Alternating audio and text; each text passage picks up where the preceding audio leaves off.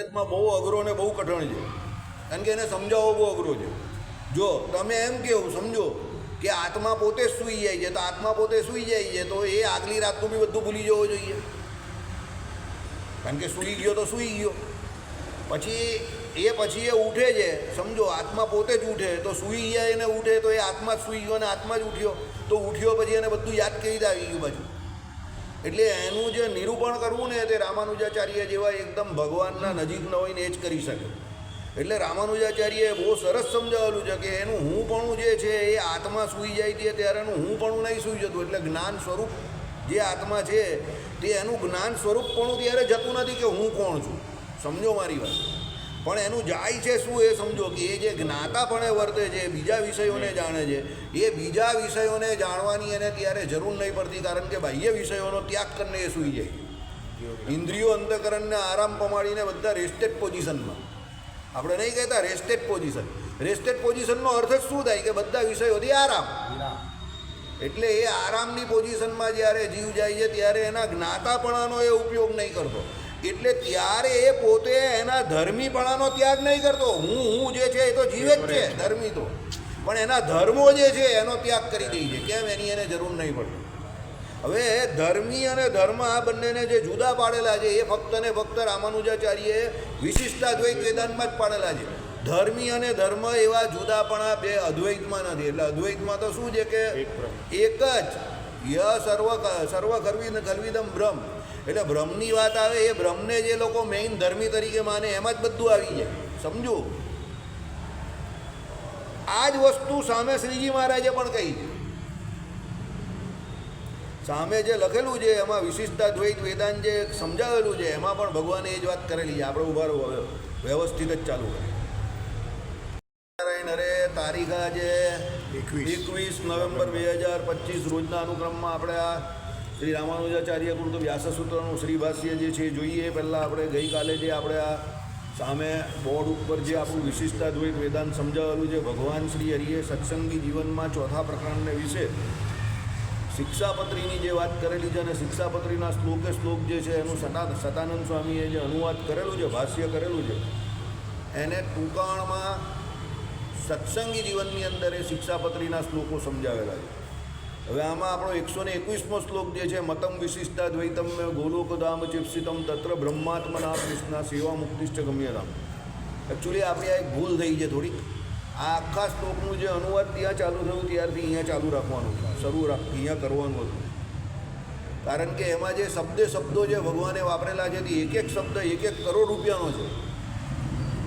પહેલાં તત્ર બ્રહ્માત્મના કૃષ્ણા જે લખેલું છે એમાં તત્ર જે કરવું છે સમજો, મુક્તિની વાત કરેલી છે, બરાબર. ગોલોકધામને વિશે જે શ્રી કૃષ્ણ ભગવાનની બ્રહ્મરૂપે કરીને સેવા કરવી એને મુક્તિ કહી છે.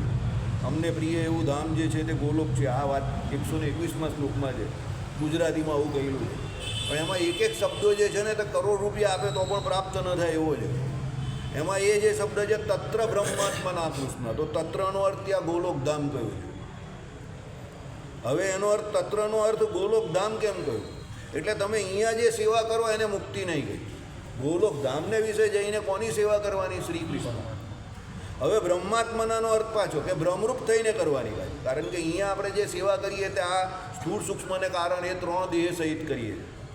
સર આ તો શરીરના ધર્મ અહીંયા બધા લાગે છે ને. આપણે અહીંયા અમને જે વાત કરીને બાદશાહને કરીએ એ પ્રમાણે અહીંયા કાં આપણે શરીરનો ધર્મ લાગે. એટલે તો એને આ સારું હોય ખરાબ હોય, ઊંચું થાય નીચું થાય, ખારું મોડું બધું જ થાય. એટલે કહેવાનો મતલબ શું છે કે ભાઈ બ્રહ્માત્મનાનો અર્થ શું છે? તો 3 દેહથી પર જે છે 6 ઉર્મિઓ જે છે, ભૂખ તરસ, પછી તમારે જે સુધા પીપાસા એટલે ભૂખ તરસ, જન્મ મરણ અને હર્ષ શોક, એ 6 ઉર્મિઓથી પર સત્યકામ સત્ય સંકલ્પ વિજરો વિમૃત્યુ વિજિગિત્સા એવા અષ્ટગુણ યુક્ત એવો સ્વસ્વરૂપને પામીને જે જીવ જે છે, એટલે પોતે પોતાના સ્વરૂપને પામીને એ જીવ જે પરમાત્માની સેવા કરે એને મુક્તિ કહી છે. તો અત્યારે જે સ્વધર્મનું આચરણ થયું, મંદિર આવું જવું ગમે તે, એ તો આસક્તિ સહિત જ થયું ને. તમે કહેવાનો કઈ આસક્તિ? જે કંઈ ભગવાન સંબંધી કરીએ આપણે સેવા પૂજા કર્મ ગમે તે, અને આસક્તિ જોડે આ પ્રશ્નને કોઈ લેવા દેવા જ નથી. તો મારો સવાલ એ ટાઈપ છે, આસક્તિ એ સહિત થયું કે આસક્તિ જોડે આને કંઈ લેવા દેવા જ નથી. આમાં આસક્તિ વચ્ચે કાં ઘૂસી ગયો? આસક્તિ કા ઘૂસી આમાં? હું એમ કહેવા માગું છું જે કંઈ કર્મ કરીએ છીએ ભગવાન સંબંધી ભલે કરીએ પણ આસક્તિ સહિત જ થયા ને એમ કહું. આસક્તિ આમાં આવી જ કાથી? આમાં આસક્તિ જોડે કા એનો કઈ રીતે આપણે કર્મ કરીએ છીએ એ પૂછવું. મુક્તિ તો કહેવાતી નથી તો પછી કર્મ કઈ રીતે કર્યું આપણે ભગવાન સંબંધી છે કઈ કર્યું છે? મુક્તિને આસક્તિ જોડે હું લેવા દેવા? આ પ્રશ્ન પૂરતો. અહીંયા આસક્તિ જોડે એને લેવા દેવા શું છે? અહીંયા આપણે આસક્તિની કઈ વાત કરી? જીવ કાં ભગવાન સંબંધી નિર્ગુણ થઈને કર્મ કરે અને કાં આસક્તિ સહિત કર્મ કરે. બે આસક્તિને અહીંયા લાગે છે જ કા કઈ? હું એમ કહું નિર્ગુણને આસક્તિને કા લેવા દેવા છે? આમાં આસક્તિ આવી કા? મને એ બતાવો. આપણે જે કર્મ કરીએ છીએ તમે આમાં આસક્તિને લાવ્યા કાથી? મને એ બતાવો. હું એ સવાલ પૂછું છું ભાઈ, મને સમજ ના પડે. કાથી લાવ્યા? આસક્તિ એમાં લાવ્યા કાથી? મને એ પૂછો. મને એ કેવું કે આસક્તિ કર્મ કરીએ કાથી? છીએ કઈ રીતે કરીએ છીએ એ પૂછું છું. કર્મ પાસે કંઈક તો કર્મ કરીએ છીએ તો એટલે કર્મ કરીએ એટલે આસક્તિ આવી ગઈ એવું? તો મંદિરે આવે તો બધા દરેક વ્યક્તિ અહીંયા મંદિરે આવે તો બધા આસક્તિએ સહિત જ આવે એવું કેવું તમે? મારો સવાલ જ એ છે શું સવાલ છે? કે આસક્તિ એ સહિત આવે છે માણસ કે આસક્તિ નિર્ગુણ થઈને એ તો એ નક્કી કરવાનું ને. નિર્ગુણ તો કોઈ થયો જ નથી અહીંયા આવ્યો હા. છે. તો નિર્ગુણ નહીં થયો એટલે હું આસક્તિને અહીંયા લાગે હું જ આ મુક્તિને આસક્તિ જોડે હું લાગ્યું? ચાલો બોલો. આમાં જે એવું કહ્યું મતમ વિશિષ્ટ દ્વૈતમ મેં ગોલોકધામ ચિપ્સિતમ તત્ર બ્રહ્માત્મના કૃષ્ણ સેવા મુક્તિશ્ચ ગમ્યતામ. આમાં આસક્તિ શબ્દ કા આવ્યો? આમાં સતાનંદ સ્વામીએ જે એનું ભાષ્ય કરેલું છે એમાં એક પણ વાર આસક્તિ શબ્દ નથી આવ્યો. આમાં આસક્તિ વેર ઇટ સ્ટેન્ડ્સ. આસક્તિ શબ્દમાં ઊભો કા રહી છે મને કહો. મને પહેલાં તમે શું પૂછવા માંગો એ બરાબર પૂછો. ગોળ ગોળ વાત નહીં કરો. તમારી જિંદગીના જે કામ બગડ્યા છે ને એ તમારી વાત કરવાની રજૂઆત ભંગાર છે. શબ્દ બરાબર વાપરો. બહુ ભંગાર છે રજૂઆત કરવાની. એટલે જ તમારા પ્રોબ્લેમ છે. તમને પ્રોબ્લેમ બતાવતા નથી આવડતી. મને તમારો સવાલ સમજ પડી ગઈ છે. હું તમને જાણી જોઈને હટવા. તમે એવું કહેવા માંગો છો એકચ્યુઅલી કે અહીંયા જે લોકો આવે છે એ તો સ્થૂળ સૂક્ષ્મને કારણે એ 3 દેહનું અભિમાન લઈને આવે છે ને એ પ્રમાણે જ આવે છે. બરાબર છે? તમે એમ કહેવા માંગો છો તો એ લોકો અહીંયા આવે શું કામ છે? કારણ કે મુક્તિ તો એની જ્યારે 3 દેહથી પર થઈને ભગવાનનું ભજન કરે એને જ મુક્તિ કહી છે. તો પેલો અહીંયા કેવી રીતે આવે છે? તમારો સવાલ આ છે. પણ તમે એને કહી નહીં શકતા. તો અહીંયા પેલો આવે કેમ છે જો 3 દેહથી? અરે આ પ્રોસેસ છે. એટલે અહીંયા જે જગ્યા પર અહીંયા જે કહ્યું કે સ્વસ્વરૂપને પામીને તત્ર બ્રહ્માત્મન કૃષ્ણ એટલે શું છે? સ્વસ્વરૂપને એટલે આત્મા પોતાના સ્વરૂપને અક્ષરધામમાં પામે અને એ ભગવાનનું ત્યાં જઈને એ સેવા કરે. ભજ ધાતુ એટલે ત્યાં સેવા કરે છે. એ સેવાને અમે મુક્તિ માની એવું કહ્યું. કહેવાનો મતલબ શું છે? આત્મા પોતે પોતાના સ્વરૂપને પામીને ત્યાં સેવા કરે છે એટલે એને મુક્તિ કહી. બીજું ગોલોક ધામમાં છે એટલે એને મુક્તિ કહી. અહીંયા એ જે સેવા કરે છે તે પોતે પોતાના સ્વસ્વરૂપને પામીને નહીં કરતો. સ્થૂળ સૂક્ષ્મને કારણ આ 3 દેહને લઈને કરે છે એટલે અહીંયા એ મુક્ત નહીં કહેવાતો. એટલે અહીંયા ખંડન કોનું કર્યું ખબર તમને? જીવન મુક્ત નામના જેટલા પણ લોકો પોતે પોતાને માને છે એ વાતનું અહીંયા શ્રીજી મહારાજે ખંડન કર્યું કે જીવન મુક્ત થવાતું નથી. પંખો ચાલુ કર્યું. સફોકેશન થાય. It is suffocated here. પહેલાં છે ને મુદ્દાને પકડો. કોઈને પણ પકડો હોય તો મૂળથી પકડો, શાખાની પકડો. એટલે જે લોકો એમ કહે છે કે અહીંયા અમે ભગવાનની સેવા કરીએ છીએ એટલે મુક્તિ થઈ ગઈ એમ માને છે એનું ભગવાને ખંડન કર્યું. અહીંયા તમે જે રોજ સવારથી સાંજ સુધી ભગવાનની સેવા કરો છો એ મુક્તિ નથી. કેમ? તમે તમારા સ્વસ્વરૂપમાં નથી. સ્થૂળ સૂક્ષ્મને કારણે આ 3 દેહમાં રહીને અહીંયા ભગવાનની સેવા કરો. મતલબ એવું બી નથી કે નથી કરો. અહીંયા તમે જે સેવા કરો એ મુક્તિ નથી, પણ અહીંયા તમે જે સેવા કરો એ મુક્તિનો તમારો દરવાજો ખોલે. કારણ કે મુક્તિનો દરવાજો જેટલા પણ લોકોએ ખોલ્યો છે એ આ શરીરે કરીને જ ખોલ્યો છે. તમે એ સમજો. કોઈનો પણ મોક્ષ આ શરીરને પામ્યા વગર થયો નથી. આ શરીરને પામીને જ બધા મુક્ત થયા છે. તમે સમજો. એટલે સ્થૂળ સૂક્ષ્મને કારણ આ 3 શરીર જે તમે જેને મળવાળું આખું શરીર કેવું છો એ મળવાળા શરીરની અંદર એ પેલો જીવ રહી છે. એ મળવાળા શરીરને એટલે ઇન્દ્રિયો અંતકરણ જે છે એને નિર્મળ કરીને ભગવાનની સેવા અહીંયા જો કરે એટલે એનું અંતકરણ નિર્મળ થાય ને ભગવાનનું ભજન કરે, 9 પ્રકારની ભક્તિ એ કરે તો 10મી પ્રેમ લક્ષણા ભક્તિ ભગવાનને વિશે થશે અને તો એની મુક્તિના દરવાજા ખુલશે. પણ એ અહીંયા મુક્ત નહીં થતો.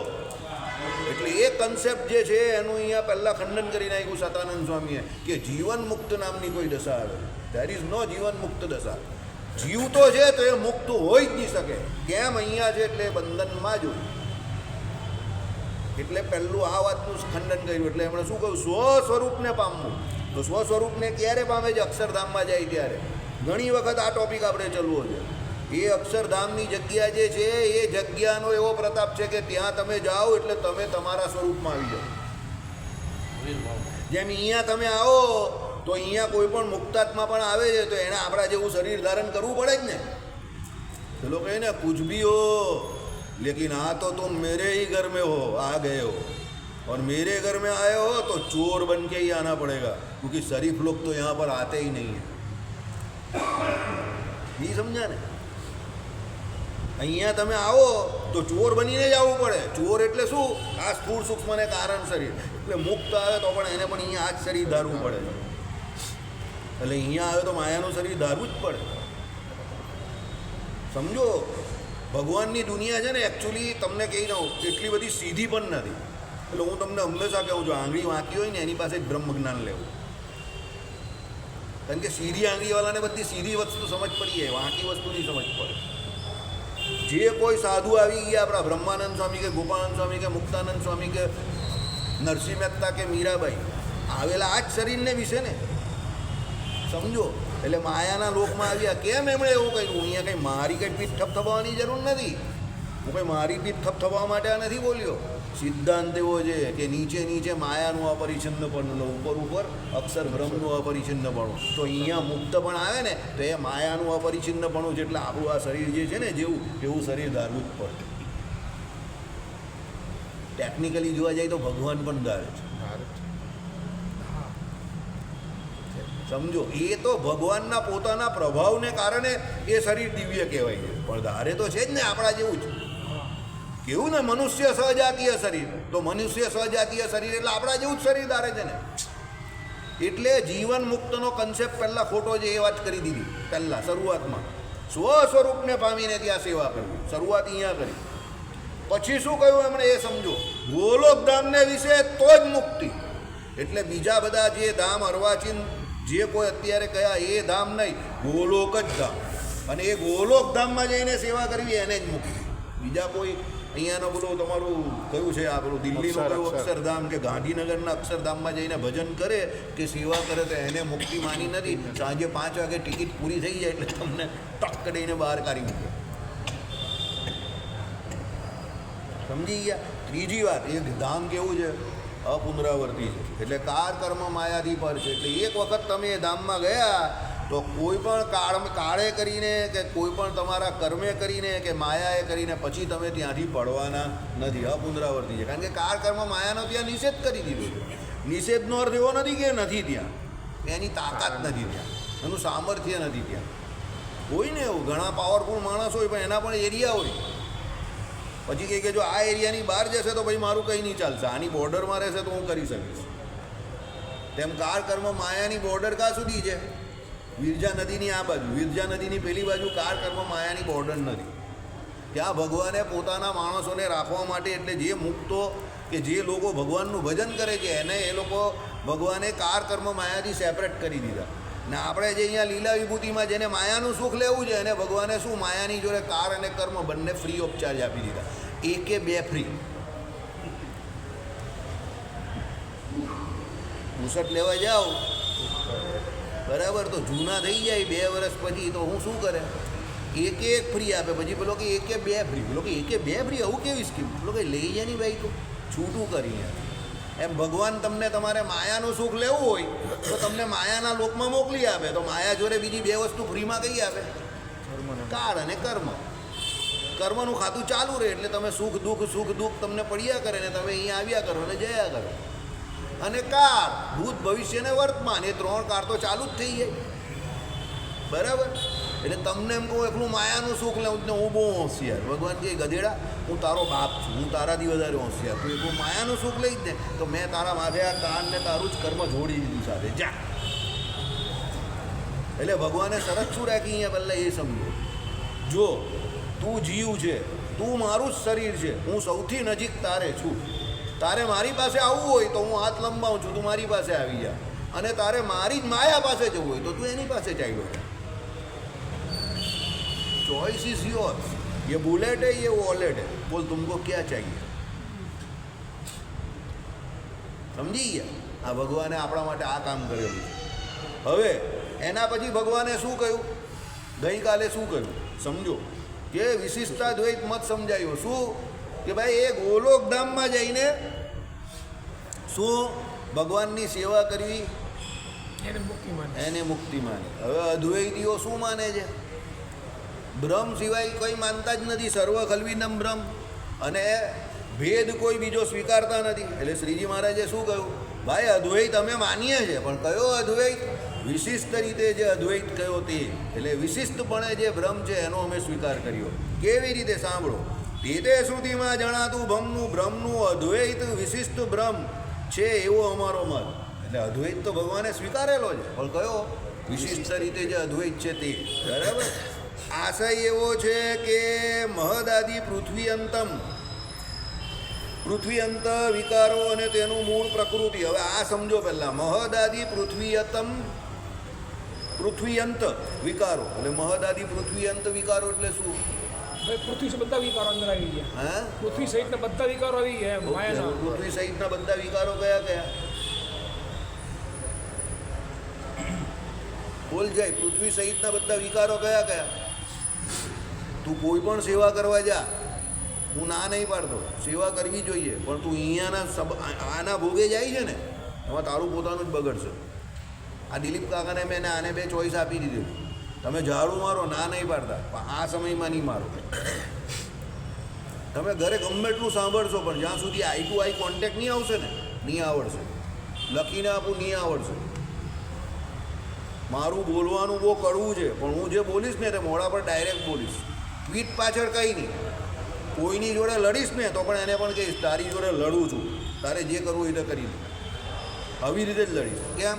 બધાની પોતપોતાની સ્ટાઇલ હોય, તો એ અપુનકા સ્ટાઇલ. કોઈ ગમે તે કહે મને કે ગુંડો છે, આમ ચાલે છે, એની જાતને હીરો સમજે છે. અરે હીરો સમજે, હિરોઈન સમજે, જે સમજે છે, પણ મને એટલી ખબર છે કે જે બાબત જેવી હોય તેવી વાસ્તવિકતાનો સ્વીકાર કરી લેવો જોઈએ. વાસ્તવિક બનવાનું. સેવા કરવાની ના નહીં, પણ આ ટાઈમ પર જશે ને તને આખી જિંદગી તત્વજ્ઞાનની આવડશે. હવે ચોઈસ તારી છે, તારે ઝાડુ પકડવું છે કે તત્વજ્ઞાન શીખવું છે. ચોઈસ તારી છે. આને પણ મેં આ જ વાત કહી. આખો દિવસ સેવા કર, પણ જો અહીંયા નહીં આવશે તો પછી તારી ચોઈસ છે. તારે ઝાડુ મારવું છે તો તારે ઝાડુ મારવાનું, કે પછી સેવા કરવી, આ શીખવું છે તત્વજ્ઞાન. ઝાડુ મારવાની ના નથી, પણ ભગવાન શ્રી કૃષ્ણએ ગીતામાં શું કહ્યું? જપ, તપ, જે કોઈ પણ તમે દાન, જે કોઈ તમે આને યાર પેલું સીધું કર ને, એને પેલું આમ અંદરથી પેલું તો કે એનાથી ચાલુ થઈ જાય એવું કર ને. આમ પેલું પાછળ એવું નહીં, આમ પાછળથી પેલું આમ પેલું એનો એક ટચ સ્ક્રીન રાખ ને આમ, એટલે ચાલુ. એટલે શું છે? સેવાના ભોગે, સત્સંગના ભોગે સેવા નહીં. કોઈ ગમે એવો ચમરબંધ હોય ને, રોજ સત્સંગ નહીં કરે ને, અને આ ટચથી છૂટી જાય ને, એટલે નહીં આવડે ને. જા લખીને આવો. જો 2006માં સભા નહીં ચાલુ કરતે ને તો મને પણ નહીં આવડતો અત્યારે. ગેરંટી જોડે નહીં. હું પણ ભૂલી જતો. પરમ દિવસે મેં આને એ જ વાત કરેલી ઘનશ્યામ મહારાજ આગળ, કે આમાં જે ધર્મીની હાજરી ગઈ રાત્રે ઊંઘમાં, અને ધર્મનો નાશ કર્યો, એ જે મને એક જ લાઈનમાં સમજ પડી ગઈ ને, એનું કારણ શું ખબર? 2006થી આ સભા ચાલુ છે, અને આપણે આ સભાને વિશે ભૂમિકા અને આધ્યાત્મિક તત્વ આખ્યાનમ ચાલવું છે ને, એટલે આ આવડે છે. જો એ સભા ન ચાલુ થઈ હોય ને, અને 2003ની સભા જે બંધ થઈ ગયેલી, એ પછી જો મારું તત્વજ્ઞાનની ગ્રીપ ચૂકી ગયો હોય તો મને પણ નહીં આવડે. એટલે રોજ અહીંયા આવ. સમજ, તારી ઉંમર આ શીખવાની છે. ઝાડુ તું કોઈ પણ ઉંમરમાં મારી શકશે. મંદિરમાં ઘણા બધા ઝાડો મારવાવાળા છે, એ લોકોને તત્વજ્ઞાન આવડે છે. ગેરંટી જોડે કે આ બોર્ડ જે સામે લખેલું છે ને, 95% લોકોને આજે સમજ નહીં પડી હશે. એ દુઃખની બાબત નથી કે નહીં સમજ પડી, પણ એમાંથી એક પણ માણસ મને પૂછવા નથી આવ્યો કે આમાં શું કહેવા માંગે છે. એ દુઃખની બાબત છે. તમે ગરીબ છો એ દુઃખની બાબત નથી, પણ તમે ગરીબ છો ને પછી એ ગરીબી હટાવવાના પ્રયત્ન નહીં કરતા ને, એ દુઃખની બાબત છે. સમજો મારી વાત? એટલે તું પ્રયત્નશીલ રહે. તારી આ ઉંમર તત્વજ્ઞાન શીખવાની છે. ઝાડુ આખી જિંદગી મારાશે, બધી સેવા થશે, પણ અહીંયા આની શીખશે ને પછી આખી જિંદગી ઝાડુ જ મારવાની ચોઈસ રહેશે તારી પાસે. પછી નહીં આવડશે ને તો પછી તને રુચિ નહીં પડશે. પછી તું અલ્ટિમેટલી થશે શું ખબર, તું ભાગતો થઈ જશે સવારે, પછી આવતો બંધ થઈ જશે. તમને નહીં આવડે એટલે તમે ભોઠા પડી જાઓ. પછી તમને એમ થાય કે આ બધાને આવડે છે, મને જ નથી આવડતું, તો હું ગગો છું. એટલે તમને પોતાનું ગગાપણું સતાવે. પછી તમે શું કરો, કોરાને પકડીને સ્વામિનારાયણની માળા ફેરવ્યા કરો, પછી છૂટા પડી જાઓ. એટલે પછી ભગવાને કહ્યું એ પ્રમાણે સમૂહથી છૂટા પડી જાઓ, સત્સંગના ભીડામાં નહીં રહી શકો. એટલે પહેલાં છે ને એ વસ્તુનો સ્વીકાર કરી લેવાનો અને સિલેક્શન હંમેશા પ્રોપર રાખવાનું, કે બીજું બધું કામ બીજા સમયમાં થવાનું જ છે તો થશે, પણ મારે સત્સંગમાં આજે આવે છે તે શીખવાનું. બરાબર? ચાલો, ભગતને તો પૂછાય નહીં, તને પણ નહીં ખબર. બોલો ભગત, આમાં જે કહ્યું કે ભાઈ પૃથ્વી અંતમ જે વિકારો છે, પૃથ્વી અંત વિકારો, તે પૃથ્વી અંત વિકારો કયા કયા? કયા માયાના વિકારો? તમારી ઘરવાળી, તમારા છોકરા, તમારી છોકરી, એ હા જોયું ને. ગોલે ગોલા ગોલા, હા મારો ગોલા, તમે મને ગોલા મારો, હું તમને ગોલા મારું. બોલો જીગરભાઈ, બોલો. મહતત્વ અહંકાર શું? પછી છપરો કરી દઉં. ના શાંતિ રાખ. તમને આવડે છે વગર? બસ વાત આ બાપાને આવડે છે. મહદાદિથી શું લખ્યું? મહદાદિ પૃથ્વી અંત વિકારો, એટલે મહદાદિથી પૃથ્વી અંત સુધીના, એટલે પૃથ્વી સુધીના વિકારો.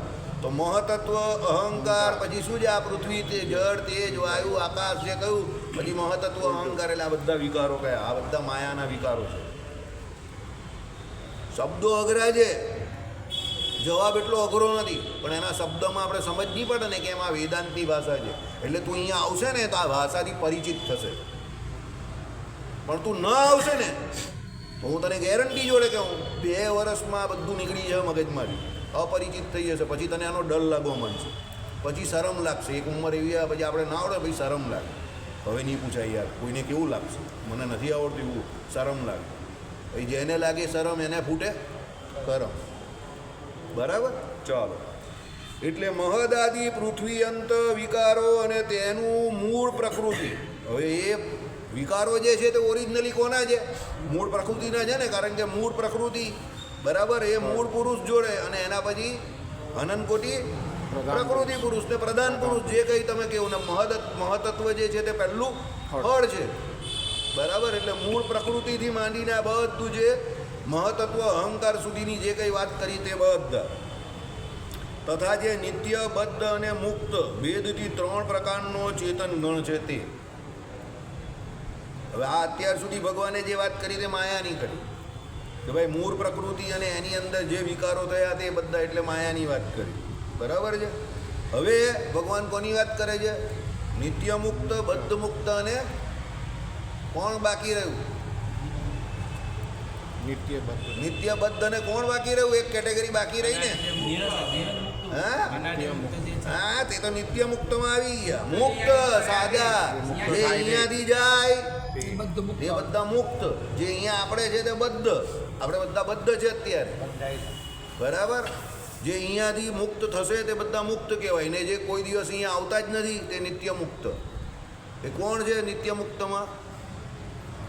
નિત્ય મુક્ત કોણ છે? ગરુડજી છે, વિશ્વક્ષેનજી છે, રાધાજી છે, શ્રીદામા છે. આ બધાને નિત્ય મુક્ત કહ્યા છે. નંદ સુનંદાદી પાર્ષદો છે, આ બધા નિત્ય મુક્ત છે. અહીંયાથી જે મુક્ત થયા તે તો પછી કેટલાક ઘણા બધા ગયા હશે તે. અને બધો કોણ છે? તો આપણે બધા આવો ભાઈ બરફા, આપણે બધા સરખા. ચાલો, એટલે બદ્ધ મુક્ત આ 3 પ્રકારનો જે ચેતનગણ છે, આમાં ભ્રમ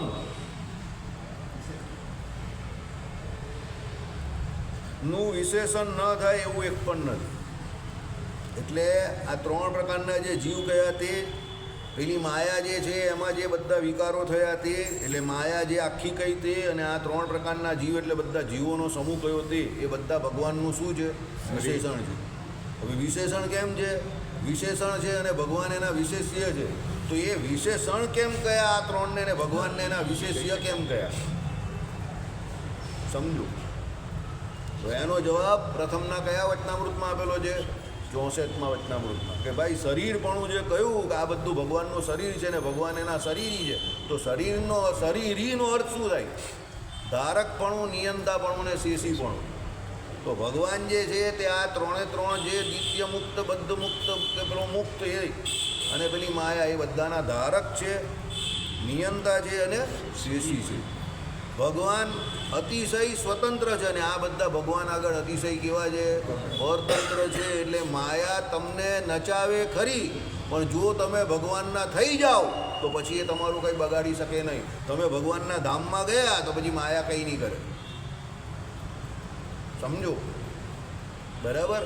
આમાં પણ પેલો સિદ્ધાંત છે અજીત ડોભાલનો, શક્તિમાન બનો. इतिहास हमेशा शक्तिमान के पक्ष में रहा है. बराबर. चलो, આ સર્વ પણ બ્રહ્મના શરીરપણે પ્રકારભૂત થઈને જ રહે છે. આ બધા જે કયા તે કોનું? બ્રહ્મનું એટલે ભગવાનનું શરીર છે. શરીરનું લક્ષણ શું છે તે મેં તમને સમજાવ્યું. શરીરનું લક્ષણ શું? ધાર્યપણું, પછી પેલામાં ધારક ધાર્ય ભાવ, નિયામ્ય નિયામક ભાવ, બરાબર, શેષ શેષી ભાવ. એટલે ભગવાન જે છે એ શેષી છે, તો શરીર એનું શું છે? શેષ. તો શેષમાં કોણ કોણ આવે? જીવ અને માયા બે આવે. બરાબર, એ ભગવાનના શેષ છે. ભગવાન પોતે જે શેષ એટલે શું? તો ભાઈ ભગવાનને આધીન છે એ લોકો. જીવ પોતે તમારા આ લોકમાં તમે જે આવ્યા તે તમારું કુળ, તમારી જાતિ, તમારી પત્ની, તમને મળનારી વિદ્યા, આ બધું જે કંઈ છે તે તમારા પૂર્વકર્મને આધીન છે. તમે આમાં સ્વતંત્રપણે કંઈ નહીં કરી શકતા. સમજો, આપણે એવું લાગે કે આપણા કામ થયા કરે એટલે આપણે એમ કે આપણે બહુ હોશિયાર, આપણે બહુ હોશિયાર. અરે ભાઈ તું હોશિયાર હતો તો મોદી સાહેબને લાટ મારને ચાલ ભાઈ ખસી જાઓ, નહીં ઘરે જાઓ, હું બેસી જવાનો તો તમે બેસી નહીં જાઓ. બાકી ભારત દેશની 140 કરોડ જનતા એવું ઈચ્છે છે, વિપક્ષ આખો એવું ઈચ્છે છે કે આને ખસેડી દઈએ, પણ એ હાલો ખસતો જ નથી ને. 75 વર્ષનો બુઢ્ઢો થઈ ગયો ને, તો ખસતો જ નથી ને. બરાબર. ये लोग मुझे शायद इतनी अच्छी तरह जानते नहीं थे 2014, अभी भी पूरी तरह जानते नहीं है. હમણાં જે ભાઈ બોલે ગોમચો લઈને હવે તો ગોમચો લઈને ફેરવે છે. बराबर. શું કે 2014 में ये लोग सोच रहे थे कि मोदी को हराए कैसे और सब कुछ प्लानिंग कर रहे थे, लेकिन ये लोग मुझे अच्छी तरह से जानते नहीं थे. मैं कहता हूँ अभी भी नहीं जानते. बराबर. એટલે કહેવાનું તાત્પર્ય શું છે? એ એમને રાજ નહીં કરતો હતા, એના સુકૃત છે એટલે રાજ કરે. સમજો. અને જેનું 70 વર્ષ સુધી રાજ હતું, જેના બાપ દાદાઓ આપણી ઉપર રાજ કરતા હતા, એને લોકોએ ગાંડામાં ખપાઈ નાખ્યો. તે એમને ગાંડામાં નહીં ખપાવ્યો, એના કર્મો. રાજયોગ બનતો જ નથી ભાઈ. સમજો. બરાબર. રાજયોગ ન બને એટલે પતી ગઈ વાત. તમે ખાલી આખી જિંદગી ક્રાંતિકારી બંને લડ્યા કરો. સમજો. પણ તમને કોઈ પદ પ્રતિષ્ઠા મળે નહીં. એ રાજયોગ તમારી કુંડળીમાં તમે લઈને આવેલા હો. ત્રિકોણમાં કા કેન્દ્રમાં મોટા ગ્રહ બેઠેલા હોય, શુભ ગ્રહની શુભ સ્થિતિ હોય, જો હમણાં પેલા શૈલેષભાઈ આવે એ શુભ ગ્રહ શુભ સ્થિતિમાં બેઠેલા હોય એને જ રાજયોગ બને. રાજા તમે બનતા નથી, યાદ રાખજો. પબ્લિક તમને રાજા બનાવે છે. તમને એમ કે તમે રાજા બની ગયા, રાજા તમે નહીં બનતા. લોકો મત આપે પછી એ લોકો જીતે છે ને. સમજો. તો લોકો તમને રાજા બનાવે ક્યારે? તમારા સુકૃત્ય લઈને બનાવે. બાકી લોકો ગાંડા છે કે તમને લાઈનમાં ઊભા રહીને મત આપવા આવે. સમજો. એટલે તમારું સુકૃત હોય એટલે રાજા તમને પબ્લિક બનાવે છે, પણ તમને એવો એમ થઈ જાય હું રાજા બની ગયો. સમજી ગયા? એટલે કહેવાનું તાત્પર્ય શું છે? આ જીવ અને આ માયા બંને ભગવાનને આધીન છે. રાજા કોણ છે? ભગવાન છે હકીકતમાં. કારણ કે આ બધી ગેમ ભગવાન કરી રહેલા છે. બરાબર. ચાલો, પછી શું કહ્યું? યસ્યાત્મા શરીરમ. એટલે આ આપણો આત્મા જે છે તે કોનું શરીર છે? ભગવાનનું શરીર છે. પાછળ બ્રહ્મ શબ્દ મુકાઈ તો ભાઈ કોનું શરીર? તો બ્રહ્મનું, ભગવાનનું. એટલે આત્મા શરીર. યસ્ય અક્ષરમ શરીરમ. અક્ષર જે છે તે કોનું શરીર છે? ભગવાનનું શરીર છે. યસ્ય પૃથ્વી શરીરમ. ભાઈ આ માયા જે છે તે કોનું શરીર છે? ભગવાનનું શરીર છે. પ્રથમના 64માં વચનામૃતમાં બધી શ્રુતિઓ લખેલી છે કે આત્મા અને અક્ષર બંને ભગવાનના શું છે?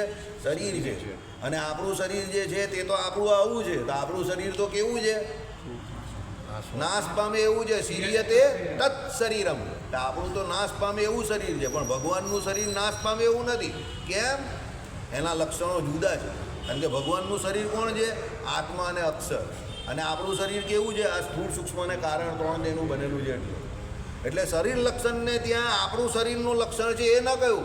શરીર લક્ષણના અર્થમાં શું કહ્યું? પ્રથમના 64ની ટીકામાં ધારકપણું, શેષપણું અને નિયામકપણું. બરાબર, એ પ્રમાણે એ શરીરનું લક્ષણ કરેલું છે. પ્રથમનું 64નું વચનામૃત ઘરે જઈને વાંચજો, તમને ન આવડશે એની ગેરંટી હું આપું. બરાબર, બહુ મસ્ત વચનામૃત છે. નાનું વચનામૃત, એની ટીકા જ બહુ મોટી છે. બરાબર, એટલે ટીકા તમે આમ ઝીણી લખેલી છે, આમ કરીને વાંચો એટલે ભાઈ તમને મસ્ત ઊંઘ આવવા માટે 5-7 લાઈન વાંચો એટલે ભાઈ તમને એમ થાય કે આપણું કામ નથી. એટલે પેલા ભાઈએ કહ્યું એ પ્રમાણે કે આપણું કામ નહીં તો જવા દો, એમ તમને મૂકી દેવું. ચાલો, એવી શ્રુતિ છે તો પોતાના અસાધારણ ચેતન જીવ, અસાધારણ કયા છે? જીવોને. જીવ સાધારણ નથી કોઈ, કારણ કે ભગવાનને શું કહ્યું કે ઈશ્વર જે છે, ભગવાન જે છે એના શરીર રૂપે, એના અંશ રૂપે જીવને કયા. તો અંશ કેવી રીતે?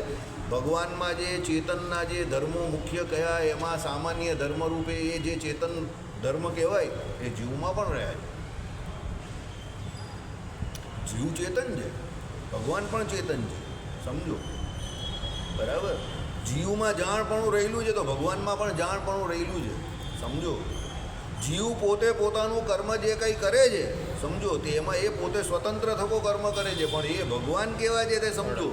એ ભગવાન એવા છે કે એને એ સ્વતંત્રપણે કર્મ કરતાં પણ રોકી શકે છે,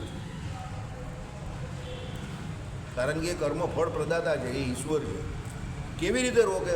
કે દાખલા તરીકે તમને એવું હોય કે ભાઈ હું તો બહુ પહેલવાન છું, ભલું કરી શકું છું, તો ભગવાન તમને કંઈક એવી બીમારી કે કંઈક એવું કંઈ કરી નાખે તો તમને જે શરીર કે જે મગજનો બહુ સૌથી વધારે ફાંકો હોય તે બધી જ્ઞાન શક્તિ તમારી હરાઈ જાય, એટલે પેલો વાંકો ચૂકો થઈને ઘરે બેસી જાય. એટલે તમારી કર્મ કરવાની સ્વતંત્રતા પણ ક્યાં સુધી છે? ઈચ્છાશક્તિ, ક્રિયાશક્તિ ને જ્ઞાન શક્તિને પ્રેરનાર કોણ છે? એ પરમાત્મા છે.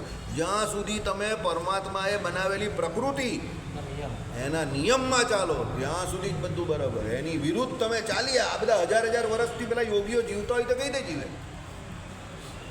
આ બધા હિમાલયમાં ને આ બધા હજાર 2,000 વર્ષ જૂના યોગીઓ જીવતા હોય તો કેવી રીતે જીવે? બરાબર, એ લોકો પ્રકૃતિને આડે નથી આવતા, પ્રકૃતિની વિરુદ્ધ નહીં ચાલતા, પ્રકૃતિ જે છે એની સાથે ચાલે છે. અને ભગવાનની બનાવેલી દુનિયામાં ભગવાને જેમ કહ્યું એમ નિયમબદ્ધ રીતે ચાલે છે, સેલ્ફ ડિસિપ્લિન મેન્ટેન રાખે છે. એટલે એ લોકોને કાળ ધર્મ લાગતો નથી. કયો ધર્મ નહીં લાગતો? કાળ ધર્મ. આપણે બધાને કાળ ધર્મ લાગે છે. 60 વર્ષ, 70 વર્ષ, 80 વર્ષ આપણે બધા નીકળી જઈએ. એ લોકો એ કાળ ધર્મથી પર થઈ જાય છે. કેમ? ભગવાનની બનાવેલી દુનિયા જે છે એમાં એ લોકો પ્રકૃતિ ધર્મથી પર થઈને વર્તે છે, સમજો, નિયંત્રણમાં રહી છે. એટલે ભગવાનને પણ ખબર છે કે આ મારી પ્રકૃતિની વિરુદ્ધ નહીં થવાનો, એટલે એને ભગવાન રાખી મૂકે છે અહીંયા. બરાબર, અત્યારે પણ છે જ એવા, હોય જ છે. બરાબર, ભગવાન મળવા ગયેલા 200 વર્ષ પહેલાં તો 9 પર્વત પર પેલા કેટલા હતા? 9 લાખ યોગીઓ તો બધા કેટલા હજારો વર્ષથી ભગવાનની રાહ જોઈને નહીં બેઠેલા. તો ત્યારે હોય તો અત્યારે નહીં હોય? હોય જ. આપણે મળે નહીં એટલે એવું ના માનવાનું કે ના હોય જ. બરાબર, ચાલો. એ જગ્યા પર જઈ જ ન શકીએ. અને જઈ શકીએ એ તમને જોતો પણ હોય કે આવ્યો ગોજો ગંદો અહીંયા જાય તો સારું અહીંયા. બરાબર, કારણ કે મેં એક વિડીયો ઉતાર્યો હતો ને પહેલાં હિમાલયમાં, જ્યાંથી હું જતો હતો ત્યાંથી 5 કિલોમીટર ઉપર લાગે, આવે નીચે ઉતરો તો 10 કિલોમીટર લાગે, તો માણસ 24 કલાકે જઈને પાછો ન વળે. તો એ માણસ હવા ખાઈને જીવતો હોય એવું લાગે. એનો ફોટો પણ એ હવા ખાઈને જીવતો હોય તો જ તો આટલા વર્ષોથી જીવે. તમે સમજતા કેમ નથી? પ્રકૃતિ ધર્મથી પર થઈ જાય ને એ રોય. એટલે હું એમ કહેવા માંગુ છું કે આપણે જતા નથી, એ લોકો જીવે તો છે હિમાલયની અંદર. એ તો એને આપણી જોડે લેવા દેવા જ નથી ને કંઈ. તમે સમજો ને, એને આપણી જોડે લેવા દેવા નથી ને, એટલે જે ત્યાં છે. જો એને આપણી જોડે લેવા દેવા હોય તો એ પણ આપણી જેમ અહીંયા આવી જાય ને. ટિકિટ પડી જાય. ભૂટાન જેવું, ભૂટાન કે ડેવલપ. તમે સમજો, ભૂટાનવાલા પાસે આ ભગત ગયેલા તે એનો રાજા કે મારે કોઈ ડેવલપમેન્ટ જોઈતું જ નથી, હું પ્રકૃતિની નજીક રહેવાનો, આ રીંગણા બને છે મસ્ત ઓળો બનાવીને ખાઈ લેવાનો, તેલ પીવા ગયું ડેવલપમેન્ટ, મારે બુલેટ ટ્રેન નહીં જોઈ. ભૂટાનનો રાજા મારા જેવો છે. મને પણ બુલેટ ટ્રેન એ બધી મગજમારી હું કામ કરવાની? 60-70 વર્ષ જીવવાનું, મારે હું કામ બુલેટ ટ્રેન બનાવવાની? વાપરવાનો તો બીજા જ છે ને. મને નીરજભાઈ કે એ પ્રમાણે આ બાજુ રેતી પડે તો આ બાજુ ચાલ્યા જવાનું, આ બાજુ પડે તો પેલી બાજુ ચાલ્યા જવાનું. આપણે હું કામ મહેનત કરવાની? 60-70 વર્ષ જીવવાનું, એમાં આપણે હું કામ વિકાસ કરવાનો? જેને કરવો હોય તે કરે, આપણે શાંતિથી રહી જવાનું. કાઠિયાવાડી મહેનત કરે છે ને, બસ તો આપણે પૈસા આપીને મકાનમાં બેઠા રહી જવાનું કે મહેનત કરતાં ખુશ છે એને 2 પૈસા કમાવા છે રાજી થાય. બાંધીને ગયો જ કોઈ 500,000 કરોડ કોઈ લઈને ગયો તો પછી એ બધી મહેનત હું કામ કરવાની? એ બુદ્ધિનો વિષય જ નથી. સમજો બરાબર? જો પેલા ભાઈ અહીંયા જોયું કે નહીં, કાઠિયાવાડીનું નામ આપણે એટલે જીવની અંદર ઘૂસી ગયું કે હું કાઠિયાવાડી છું. કાઠિયાવાડી. અમે ગાંઠિયાવાડી છે. ચાલો, એટલે અચેતન રૂપ માયા ધર્મોના સમૂહ વિશિષ્ટ બ્રહ્મ ભગવાન એક છે. કરેક્ટ. અચેતન એવી માયા અને ચેતન એવો જીવ, એ બંનેથી વિશિષ્ટ કોણ છે? બ્રહ્મ. તે એક જ છે. એટલે ભગવાન એક જ છે. ધર્મી અહીંયા એક જ એવો કે જે માયા અને જીવ એ બંનેથી જુદા એવા ભગવાન એક જ છે, એવા કે જેના આ બંનેથી વિશિષ્ટ છે પણ બંને એના વિશેષણ પણ છે. કેવી રીતે? સાંભળો. તે વિશિષ્ટ બ્રહ્મ થકી અધિક તત્વ નથી. એટલે એ ભગવાન થકી બીજું કોઈ અધિક તત્વ નથી. એટલે ને નાનાસ્તિ કિંચન કહ્યું. અદ્વૈતીઓ શું કહે છે? ને નાનાસ્તિ કિંચનનો અર્થ કે ભગવાન સિવાય, બ્રહ્મ સિવાય બીજું કોઈ નથી. પણ વિશિષ્ટ અદ્વૈતીઓ આપણે શું કહીએ છીએ કે બ્રહ્મ સિવાય બીજું કોઈ નથી એવું નહીં કહ્યું. બ્રહ્મ સિવાય બીજા જીવ અને માયા તત્વો તો છે જ, પણ બ્રહ્મ જેવા નથી. એટલે ધર્મી જે છે તે બ્રહ્મ જેવું બીજું કોઈ નથી. અનંત કોટી જીવોમાં ભ્રમ થવા માટે કોઈ સહજાતીય, વિજાતીય અને સ્વસ્વગત ભેદ, એમાં સહજાતીય અને વિજાતીય એ બંનેમાં ભગવાન જેવું કોઈ છે નથી. સ્વસ્વગત ભેદ તો ગુણ ગુણી ભાવ ભગવાનમાં છે એવું આપણે માનીએ છીએ વિશિષ્ટાદ્વૈતીઓ. ચાલો, ઇત્યાદિ કોણ જીગરને એવો છે ને મને તો ફાવતો જ નથી. ઇત્યાદિ શ્રુતિએ આવું વિશિષ્ટાદ્વૈત ઉદ્ઘોષીને કહ્યું છે. તો આ શ્રુતિ ગણોનો પરસ્પર વિભાગ અને ગુણ ગુણીના વિભાગને સ્વભાવની વિષમતારૂપ નથી સહન કરતી એમ નહીં, સહન કરે જ છે. અર્થાત બ્રહ્મના ગુણભૂત ચિત્ત અચિત ભેદને નિષેધ કરતું નથી. એટલે કહેવાનો મતલબ અદ્વૈતીઓ જે એમ કહે છે સબર બ્રહ્મ ભરા હે, ભેદને અમે વાસ્તવિક માનતા જ નથી, કે ચેતન જે જીવ જુદો અને માયા જુદી, માયા તો ખાલી એમ કે અવિદ્યા છે, એને અમે તત્વ તરીકે સ્વીકારતા જ નથી. અને સર્વ ખલ્વિદમ બ્રહ્મ ને નાનાસ્તિ કિંચન, એ બધી શ્રુતિઓ શું કહે છે? ખાલી બ્રહ્મનું જ પ્રતિપાદન કરે છે, બીજા કોઈને માનતી નથી. તો એનું અહીંયા રામાનુજાચાર્યના વિશિષ્ટાદ્વૈત વેદાંત પ્રમાણે ખંડન કર્યું. શું કે ભાઈ ને નાનાસ્તિ કિંચન જે કહ્યું છે એની અંદર જે કોઈ નિષેધ કરેલો છે તે જીવ અને માયા એ બેનો ગુણોનો, ભગવાનના ગુણોનો નહીં, પણ ભગવાન જેવો બીજો કોઈ ગુણી નથી એની વાત કરેલી. એટલે ભગવાનથી અધિક કોઈ નથી, ભગવાન જેવો કોઈ નથી, તો ભગવાનથી અધિક કાથી હોવાનો? એમ ને નાનાસ્તિ કિંચન કહ્યું છે. નહીં કે જીવ અને માયાના બંનેના તત્વ તરીકે જે અંગીકાર વિશિષ્ટાદ્વૈતીઓએ કરેલો છે એનો સ્વીકાર નહીં કર્યો હોય આ શ્રુતિમાં, એવું નહીં કહ્યું. એ તો છે જ. એટલે ગઈકાલે આપણે જોવું એ પ્રમાણે ધર્મો જે છે એનો એ ત્યાગ કરે છે રાત્રે સૂઈ જાય ત્યારે હાથમાં, ધર્મીનો નાશ નહીં થતો. તેમ અહીંયા પણ કહ્યું કે ભગવાનને સમાન ધર્મી કોઈ નથી.